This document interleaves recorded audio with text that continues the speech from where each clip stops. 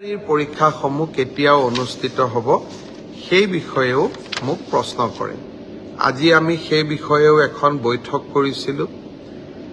এডিআৰইৰ Assam direct recruitment examination, যাক আমি চমুকৈ এডিআৰই বুলি কওঁ, এডিআৰইৰ গ্ৰেড 3 পোষ্টসমূহৰ পৰীক্ষা 15, 22 আৰু 29 ছেপ্টেম্বৰত অনুষ্ঠিত হ'ব।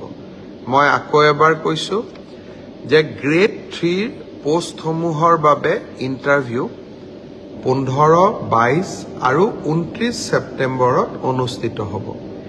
এই পৰীক্ষা এইবাৰ লোকসেৱা আয়োগে পতা পৰীক্ষাৰ আৰ্হিত হ'ব।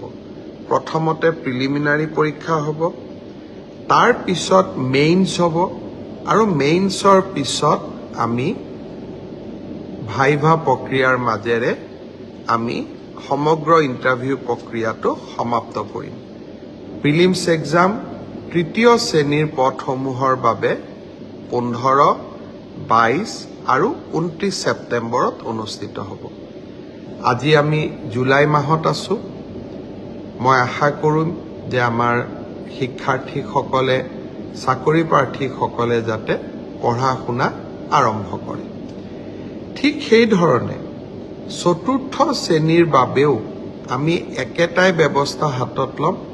প্ৰথমতে প্ৰিলিমছ, তাৰপিছত মেইনছ আৰু তাৰপিছত ভাইভা ভচি। গ্ৰেড 4 বা চতুৰ্থ শ্ৰেণীৰ পদৰো প্ৰিলিমছ 20 আৰু 27 অক্টোবৰত অনুষ্ঠিত হ'ব। আমাৰ গ্ৰেড 3ত প্ৰায় 7,500 পোষ্ট আছে আৰু গ্ৰেড 4ত প্ৰায় 4,500 বা আৰু অলপ 100-200 বেছি, ইমানখিনি আমাৰ পোষ্ট খালী হৈ আছে। এটা স্বচ্ছ নিযুক্তি প্ৰক্ৰিয়াৰ মাজেৰে আমি এই পদখিনি পূৰণ